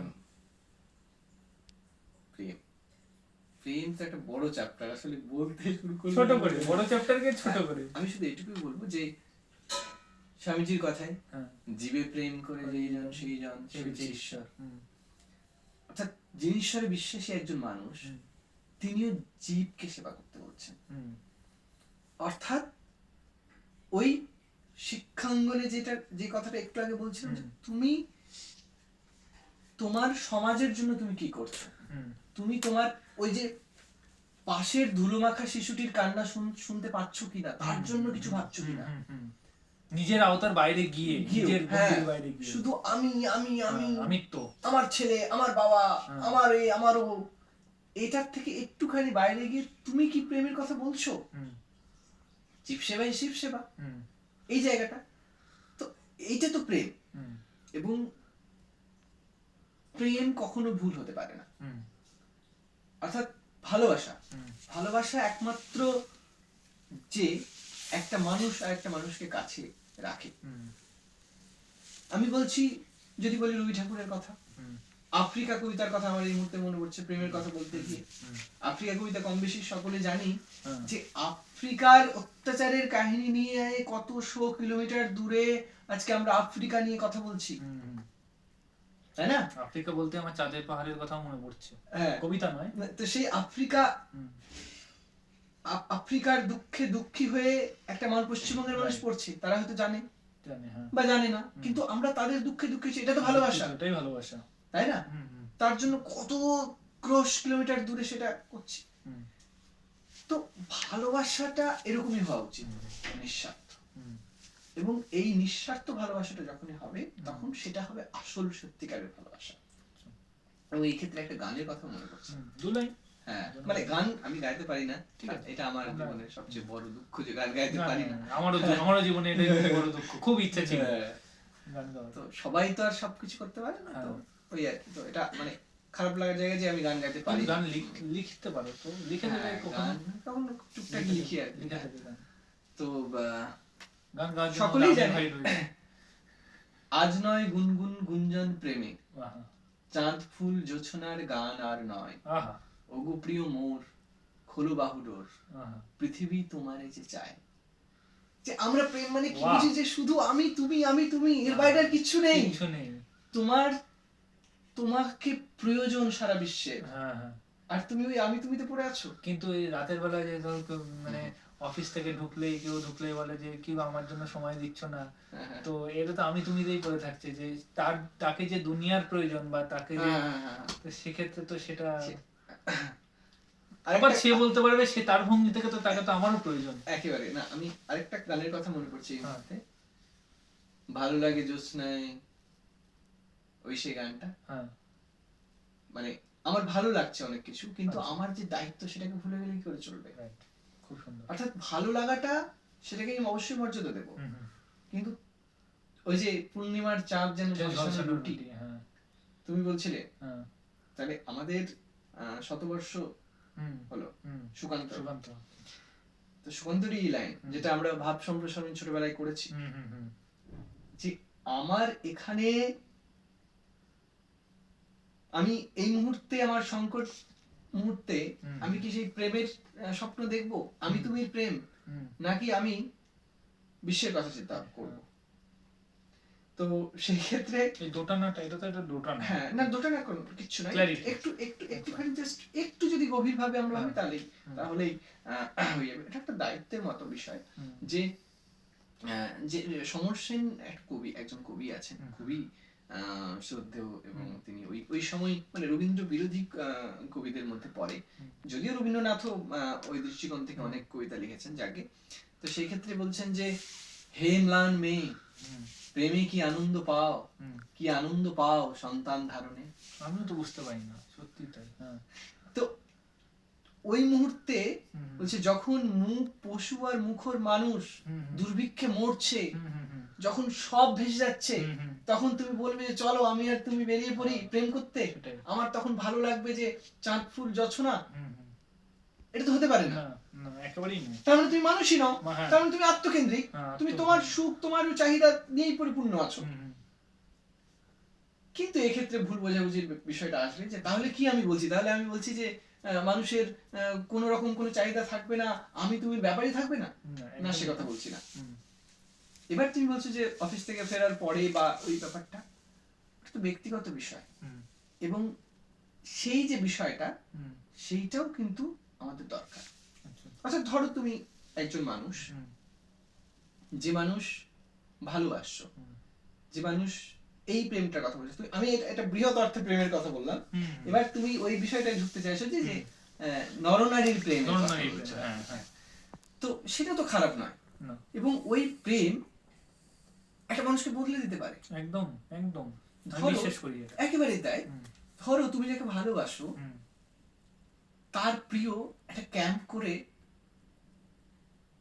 শীতের দিনে হুম, কিছু মানুষকে কম্বল দেবে, হুম, তখন তুমি সেখানে যাবে, হুম, সেই মানুষ তো তোমাকে বদলে দিতে পারে বা তুমি তাকে বদলে দিতে বদলে পারো। দিতে পারে, হ্যাঁ, তো এইরকম তুমি আমির প্রেমটাও বৃহৎ আকার হতে পারে। হতে পারে, যে হয় না যে তুমি আমি মিলে সারা পৃথিবীটাকে ভালো করার চেষ্টা, ভালো করার সুস্থ চেষ্টা করার করতে পারি, চেষ্টা সুস্থ করব। করার চেষ্টা করতে পারি। হুম, অন্তত আমাদের চারপাশে মনে বলতে পারে হ্যাঁ। না আমি কি সব করতে পারি, আমি কি আর আম্বানি, এরকম অনেকে বলতে পারে। হ্যাঁ, আরে ভাই তুমি রক্তদান করো, হ্যাঁ। তোমার কাছে কিছু নেই, ওর চেয়ে বড় কি সম্পদ আছে, হ্যাঁ, তুমি দুটো শিশুকে কিছু দাও হ্যাঁ, এবং দেখবে যে কিছু পাওয়ার চেয়ে একটা কিছু gift দেওয়ার পাওয়ার আনন্দ চেয়ে তুমি যদি অত্যাধিক, সত্যি একটা কিছু দাও, এটার আনন্দ অনেক অনেক অনেক, অনেক বেশি। হ্যাঁ, এটা তো দ্বিমত ওই নেই। ওই প্রেমের ওই প্রেমটা কিন্তু অবশ্যই মানে বড় প্রেম। হুম, এবং উম, কি বলবো, একজন মানুষ আরেকজন মানুষকে যে ভালোবাসা, হুম, সেইটার যে ফিলিং, হুম, সেটা তো ছোট নয় অবশ্যই। না। মানে তুমি একজন মানুষকে ভালোবাসছো মানে তার সুখে তুমি সুখী হচ্ছ, হুম, এই ভালোবাসাটা তোমার কাছে আছে মানে, হুম, এই ভালোবাসাটা তোমার কাছে আছে হুম, মানে তবেই তুমি কিন্তু অন্য মানুষকেও ভালোবাসতে পারবে, হুম, তাই না? তো আলাদা কিছুই নয়, ওই প্রেম এই প্রেম সব একই। হুম। অর্থাৎ আসলে আমি কি প্রেম নিয়ে বলতে পারি, হ্যাঁ, বলো। যেটুকু বুঝি আর কি, সেটা হচ্ছে যে এক্সপেকটেশন কমিয়ে দিয়ে হুম, যদি আমি তাকে ভালোবাসতে পারি, হুম, সেটার জন্য তার ভালোবাসার প্রয়োজন হবে না, সেটা হচ্ছে ভালোবাসা। হুম, আর যদি বলো সম্পর্ক, রিলেশনে আছি বলো না, সেইটার মানে হচ্ছে যে তখন দায়িত্ব আসে। অর্থাৎ তুমি রিলেশনে আছো বা তুমি একটা বিয়ে করলে, তার মানে কি তুমি সমাজের ওই গণ্ডিতে বিবাহ নামক সমাজের ওই টানটার সাথে তুমি যুক্ত হলে, হুম, তো সেইটা তো একটা প্রতিষ্ঠান। তো সেই প্রতিষ্ঠানের সঙ্গে তোমার কি বলবো মানে পরিচিত হওয়া দরকার যে তার কি কি টার্ম এন্ড কন্ডিশন আছে, হুম, তবেই তুমি তোমার সেই দায়িত্বটা নেওয়া উচিত, রাইট। তাই না? হুম, মানে তুমি বিয়ে করলে মানে ধরো তুমি একটা স্কুলে গেছো, হ্যাঁ, স্কুলে ভর্তি হয়েছো, কি কি প্রসিজার রয়েছে, কি কি একেবারে আমাকে পালন করতে না আমি হবে? একটা ক্লাস করে বেরিয়ে যাবো বা ক্লাসের মধ্যে তুমি সিগারেট খাচ্ছ, নিজের মতো, হ্যাঁ, হতে ওটা পারে হবে না, না, না। না, না। তারই একটা কিছু নিয়ম কানুন আছে, হ্যাঁ। সেরকমই বিবাহ নামক বা প্রতিষ্ঠান, এটা একটা relation-এর- প্রতিষ্ঠানের হ্যাঁ, একটা কিছু প্রতিষ্ঠান, নিয়ম আছে। তার নিয়ম আছে। এবং মনে করে না আমি খুব স্বাধীন চেতা, আমি তো এটা করতেই পারি, হুম, না, ওই দায়িত্বটা তোমার পালন করতেই হবে। যে না, সেই না, প্রতিষ্ঠানে কি তাহলে তুমি বিয়ে করো না, হ্যাঁ, রাইট। তাহলে তুমি ভালোবাসো না শুধু, হ্যাঁ, তাহলে সত্যি। ভালোবাসাতে ওই গণ্ডিটা নেই, হুম, হুম, তোমার দায়িত্ব নেই, দায়িত্ব নেই। তুমি তোমার মতো করে ভালোবাসো হুম, হুম, এবং সেখানে এক্সপেকটেশন অবশ্যই রাখবে না। হুম, হুম। কিন্তু এক্সপেকটেশন চলে আসবে আবার কোথায়, যখন তুমি বিয়ে, বন্ধনে আবদ্ধ বন্ধনে হবে। আবদ্ধ। এবং ওই জন্য রবি ঠাকুর বলছেন হুম, যে বড় প্রেম হুম, শুধু কাছেই টানে না, হুম। দূরেও ঠেলে দেয়। আচ্ছা, হ্যাঁ, এইটার অর্থটা? বড় প্রেম কাছে টানে না, দূরেও ঠেলে দেয়। আচ্ছা, মানে আমি যদি বিবাহ বন্ধনে আবদ্ধ হয়ে যায়, হ্যাঁ, তাহলে তো ওই শেষের কবিতায় বলছেন আর কি, হ্যাঁ, যে তাহলে তো কি হলো যে তারপরে দায়িত্ব চলে আসবে, আচ্ছা, এবং দায়িত্ব আসবেই, আসাটা কিন্তু অন্যায় নয়, হ্যাঁ, হ্যাঁ। বিবাহ হলে তো দায়িত্ব থাকবেই ভাই, ওই যে অবশ্যই, প্রতিষ্ঠান। অবশ্যই, অবশ্যই। এবং তখন কি হবে, এক্সপেকটেশন থাকবে একে অপরে। আচ্ছা, এবার যখনই এক্সপেকটেশন, হ্যাঁ, ওই যে বুদ্ধবাবু হ্যাঁ। মানে গৌতম বুদ্ধের কথা বলছি, আচ্ছা, আচ্ছা, বুদ্ধদেব ভট্টাচার্য, নয় আর কি, স্বর্গীয় উনিও। না ওনার কথা বলছি না। বুঝতে পারছি। হ্যাঁ, হ্যাঁ, মানে গৌতম বুদ্ধের কথা বলছি যে আমাদের তাদের এই মতে আর কি যে এক্সপেকটেশন, হ্যাঁ। সেটাই তো দুঃখের মূল কারণ। দুঃখের কারণ, হ্যাঁ, অ্যাটাচমেন্ট, এক্সপেকটেশন। একদমই তাই।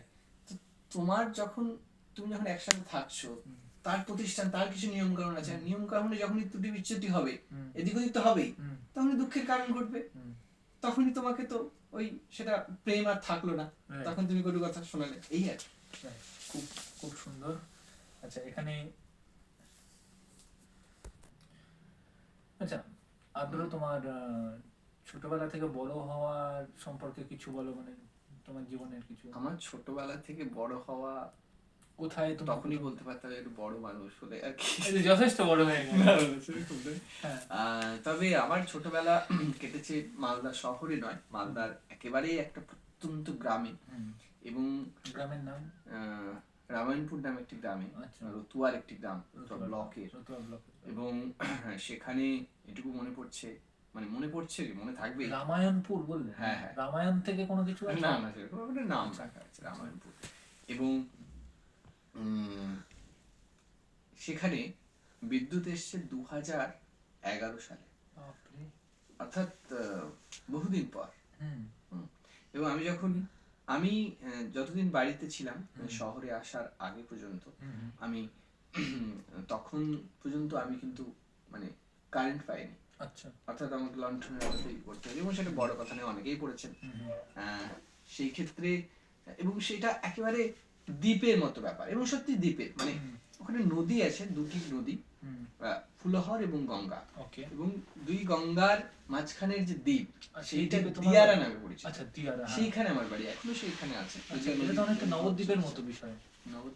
নবদ্বীপেও তো হচ্ছে সম্ভবত গঙ্গা এবং চূর্ণী নদী, দুটো নদী আছে, যাই হোক আমার ভুল হতে পারে। মানে ওই দুটো দ্বীপের মাঝখানের যে অংশটা, সেখানে সেটা দিয়ারা নামে পরিচিত, সেখানকার দিয়ারা, কাটাহা দিয়ারা বলা হয়। এবং সেখানকার দুটো অঞ্চল রয়েছে, দুটো অঞ্চলের মধ্যে একটি গ্রামে আমার বাড়ি। এবং সেইটা খুবই মানে 60 কিলোমিটার মালদা শহর ওখান থেকে, এবং সেইটা যেতে আমার সময় লাগতো সেই সময় 5 ঘন্টা। এখন যদিও ব্রিজ হয়ে গেছে, ফলে তো খুব সহজ হয়েছে যাতায়াত করা। নবদ্বীপ হচ্ছে জলঙ্গি, চূর্ণী আর গঙ্গা, তিনটে নদী রয়েছে, ওই জন্যই নবদ্বীপ, নতুন দ্বীপ, ওটা একটা দ্বীপ, নবদ্বীপ। হ্যাঁ, নতুন দ্বীপ। আচ্ছা, এই বাংলার প্রতি তোমার যে ভালোবাসাটা, এটা কবে থেকে?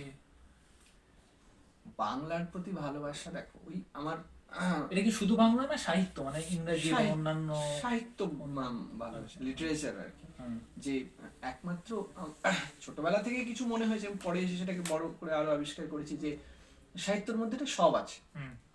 আসলে একটি মানুষ তার যদি বোধ, অর্থাৎ একটা কিছুকে ভাবার যে ক্ষমতা, সেইটা মনে হয়, আমার মনে হয় যে সেটা সাহিত্য করে তুলতে পারে।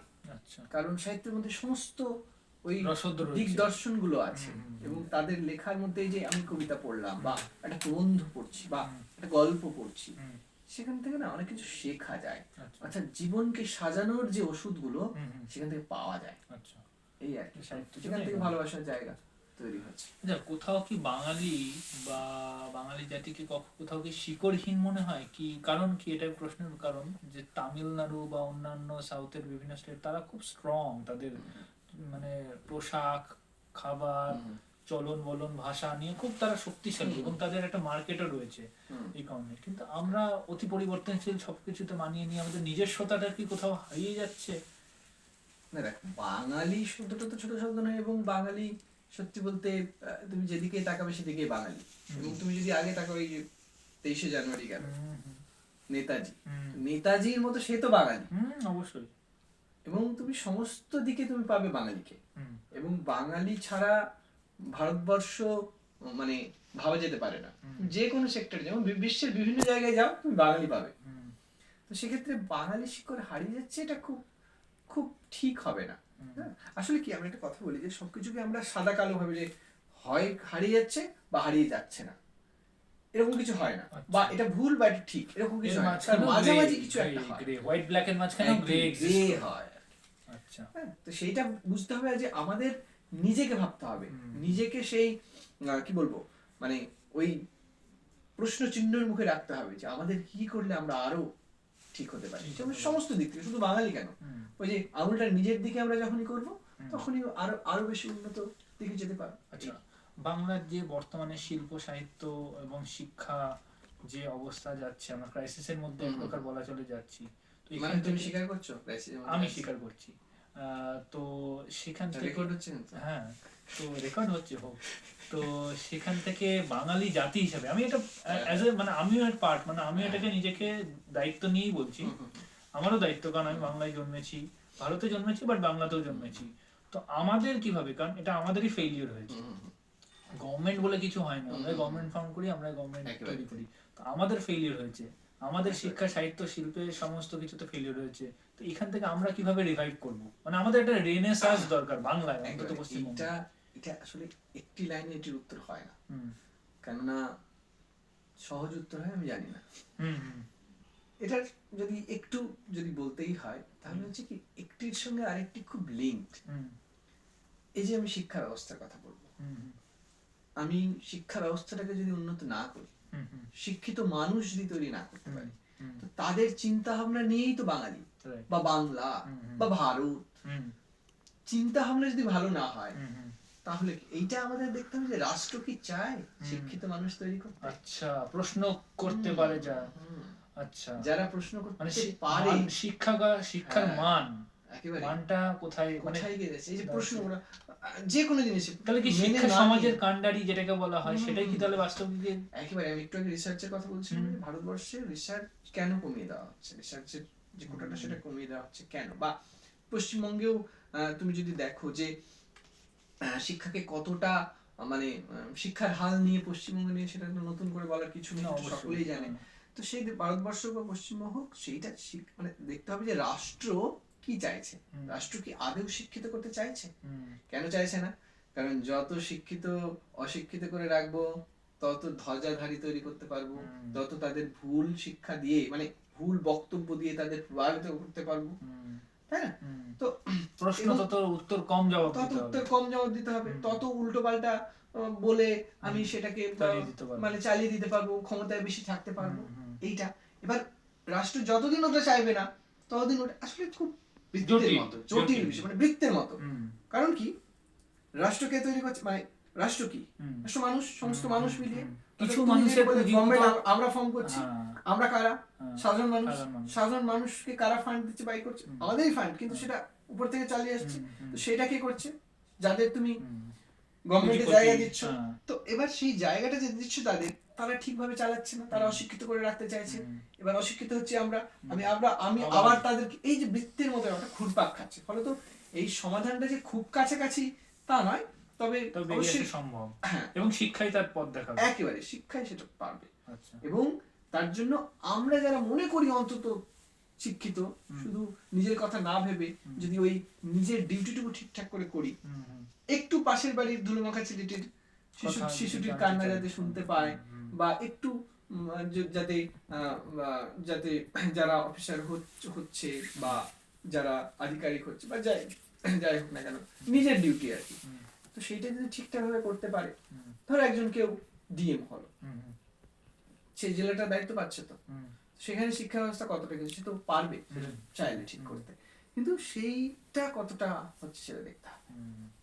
হ্যাঁ, অনেক ক্রাইসিস আছে, সেগুলো আরো আলোচনার বিষয়। এবং আমি আজকে একটা মানে সংযোজন করতে চাই এর মাধ্যমে, আমি হতে পারি একটা ডিএম, বা আমি হতে পারি একটা সাধারণ বিডিও, বা আমি হতে পারি একটা পঞ্চায়েত প্রধান, বা হতে পারি একটা পৌরসভার চেয়ারম্যান, যে কেউ হতে পারি, বা আমি একটা কেউই নয় সাধারণ, আমার যদি একটা সাধারণ মানুষ হতে পারি, তো আমার যদি আজকের বাস্তব উদাহরণ থেকে জানতে পারলাম, আমার যদি কোনো কিছু একটা করার ইচ্ছে থাকে এবং ইচ্ছেটা যদি সৎ ইন্টেনশন নিয়ে থাকে, সেটা বাস্তবায়ন করার জন্য শুধুমাত্র আমার নয়, আরো 10 জন লোক দেখি আপনিই চলে আসে। একদম তাই। এবং ওই সাহসটা যখন তুমি আছো, তো আমিও পেছনে আছি। হ্যাঁ, চেইন রিঅ্যাকশনের মতো, মিথ্যে যেমন ছড়ায়, সাহসও তেমন ছড়াচ্ছে, সত্যিই তাই। এটা আজকের মানে একেবারে আমরা তো এই আন্দোলনটা দেখলাম, শেষ আন্দোলনটা, রাস্তায় মানুষ বেরোয়নি, বেরিয়েছে তো, আমরা বলতে পারি এরকম, আমি কখনো ভাবতে পারি, তাহলে আমরা কেউ বলতে পারি যে না রাস্তায় মানুষ বেরোয় না, আসলে ছোঁয়াচে তো, তো আসলে একজন কাউকে বেরিয়ে আসতে হয়, এবং ওই একজনটা আমরা ভাবি যে ও হোক, ও করবে সেই কাজটা, আমি কেন করবো? ওটা আমি যখনই চলে আসবে যে আমাকে দায়িত্ব নিতে হবে, তখন ঠিক আশেপাশে লোক তুমি পেয়ে যাবে। আচ্ছা, বাংলার এবং শেষ প্রশ্নের দিকে চলে যাচ্ছি, অনেকক্ষণ দাদাকে আটকে রেখেছি। তো কাঁটাতার বাংলা মানে পশ্চিম অবিভক্ত বাংলার কথাই বলছি, অবিভক্ত বাংলায় কাঁটাতার যে চলে আসলো, তো কাঁটাতার কি, কিন্তু বাংলা সাহিত্য শিক্ষা তো একই থেকে গেছে না, মানে দুই বাংলার ক্ষেত্রে বাঙালি জাতি হিসাবে কাঁটাতার বাঙালি জাতিকে বা বাংলা শিক্ষা বা সাহিত্য সমৃদ্ধ বাংলাকে কি ভেদাভেদ আনতে পেরেছে, যে ওপার বাংলার সাহিত্য আর এপার বাংলার সাহিত্যের মধ্যে কি কোনো তফাৎ হয়ে গেছে এখন বর্তমানে, বা এটা কোনো না, দেখো বা চিন্তা নেই মননে কাঁটাতারের প্রভাব বাংলার, একটা কাঁটাতার দিলেই যে আলাদা হয়ে যায় তা কিন্তু না, এটা হচ্ছে একটা বোধের ব্যাপার, এবং সত্যি যারা মনে করে যে যারা একটুখানি এই চর্চার মধ্যে দিয়ে যাচ্ছে, তারা নিশ্চয়ই মনে করতে পারবে যে কোনো রকমই আলাদা হতে পারে না। এবং তুমি দেখবে আমাদের পশ্চিমবঙ্গে কি গাধা লোকের সংখ্যা কম? তা নয়। তাহলে কি ভালো লোকের সংখ্যা কম? ভালো লোকও আছে, গাধা লোকও আছে। সেরকম বাংলাদেশেও গাধা লোকও রয়েছে, ভালো লোকও রয়েছে। এবং সেইটাই বলতে চাইছি যে এবং সেটা থাকবে। হ্যাঁ, সেইটা দিয়ে মনে হয় না যে আলাদা করা সম্ভব, যে আলাদা হয়ে গেছে। এবং আমরা তো ওটা মাপতে বসবো না কে বেশি উন্নত কে বেশি অনুন্নত, মানুষ কতটা উন্নত হচ্ছে আমরা সেটা দেখবো, এই আর কি। আচ্ছা, তোমার প্রিয় কবি কে? প্রিয় কবি অনেকেই, একজনকে বলা যাবে না। বেশ দু একটা নাম। দেখো, রবীন্দ্রনাথ ঠাকুর তো কেউ প্রিয় নয়, এটা তো বলাই যাবে না, ওনাকে তো রাখতেই হয়। তাছাড়া বর্তমান কবিদের মধ্যে যেরকম শ্রীজাত রয়েছেন, দেবারতী মিত্র। আচ্ছা, দেবারতী আমার ভালো লাগে। তার কোনো কবিতা যেটা খুব ছুঁয়ে গেছে মন? হ্যাঁ, বহু কবিতা আছে, এই মুহূর্তে মনে নেই। আচ্ছা। এবং মানে প্রচুর কোন কবিদের নাম আর কেউ? হ্যাঁ, এখনকার মানে বিষয় কেন্দ্রিক যদি বলি, আসলে বিষয় দিয়ে আমরা কবিতার কথা বলতে পারি, সেটা না। প্রতিবাদী কবিদের মধ্যে বর্তমানে আমি একটু আগে সমর সেনের কথা বলছিলাম, সমর সেনের কবিতা দুর্দান্ত লাগে। কিন্তু আবার আমি সুধীন্দ্রনাথের কথা বলতে পারি। আচ্ছা। আবার আমি বলতে পারি এখনকার বর্তমান সময়ের বিভিন্ন কবি আছে যাদের লেখা ভালো লাগে। বেশ। আচ্ছা, সাহিত্য নির্ভর যে সিনেমা বর্তমানে, সেটা যেমন চাঁদের পাহাড়, দেবী চৌধুরানী, কাকাবাবু, আগে ছিল ফেলুদা, ব্যোমকেশ, এখনো রয়েছে। তো সেইটা কতটা গুরুত্বপূর্ণ যে সাহিত্যকে প্রমোট করার জন্য, বা এর কি প্রয়োজন আছে, বা এর কতটা এখন এই সিনেমাগুলো কিন্তু মানুষকে বেশ জনপ্রিয়, বেশ মানে সাহিত্যকে জনপ্রিয়তা দিয়েছে দ্বিতীয়বার। দেখুন, কাকাবাবু, ফেলুদা, ব্যোমকেশ ওটা হিসাবেও মানে সাহিত্য হিসাবেও জনপ্রিয়, কিন্তু যখন পর্দায় এসে, যেমন আমি নিজের কথা বলতে পারি, আমি বই কম পড়েছি, সিনেমা বা মানে চলচ্চিত্র জিনিসপত্র যেগুলো আমি বেশি দেখতে পছন্দ করি। আমার মতো হয়তো অনেকেই থাকবে যারা দর্শকদের আসনে রয়েছে, তারাও। তো তোমার কি মত যে এই ধরনের মানে সাহিত্য কেন্দ্রিক সিনেমার কতটা গুরুত্ব রয়েছে? দেখো, সাহিত্য তার নিজের আঙ্গিকে একটা বড় জায়গাতে রয়েছে। সাহিত্য থেকে আমরা রসদটা পাই, এটা অস্বীকার করার বিষয় নয়।